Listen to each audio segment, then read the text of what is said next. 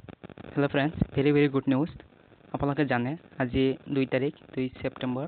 তো আজি ADREৰ admit card মুকলি হৈ গ'ল।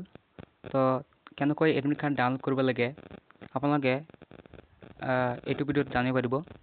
আপোনালোকে প্ৰথমত ডিছক্ৰিপশ্যনত এটা লিংক আছে, তাতে ক্লিক কৰিব।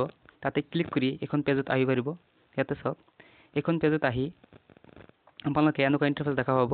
ইয়াতে আপোনালোকৰ এপ্লিকেশ্যন নাম্বাৰটো বহাই দিব, তাৰপিছত আপোনালোকে পাছৱৰ্ডটো বহাই দিব। যেতিয়া আপোনালোকে এপ্লাই কৰিছিলে তেতিয়া এই এপ্লিকেশ্যন নাম্বাৰটোৰ পাছৱৰ্ডটো মোবাইলত মেছেজ আহিছিলে। যদি এই পাছৱৰ্ডটো আপোনালোকৰ মনত নাথাকে বা এপ্লিকেশ্যন নাম্বাৰটো মনত নাথাকে, তেনেহ'লে ইয়াতে আপোনালোকে যে ফৰগট অপশ্যন দেখিবলৈ পাইছে, ফৰগট ইয়াতে ক্লিক কৰি দিব।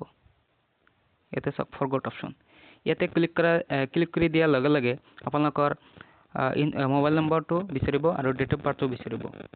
তো তাৰপিছত আপোনালোকে এইটো ছাবমিট কৰাৰ পিছত আপোনালোকে আকৌ আপোনাৰ মোবাইলত মেছেজ যোগে সেই এপ্লিকেশ্যন নাম্বাৰটোৰ পাছৱৰ্ডটো পাই যাব। তাৰপিছত ইয়াতে লগ ইন কৰিব, আপোনালোকৰ এডমিট কাৰ্ডখন দেখা পাব।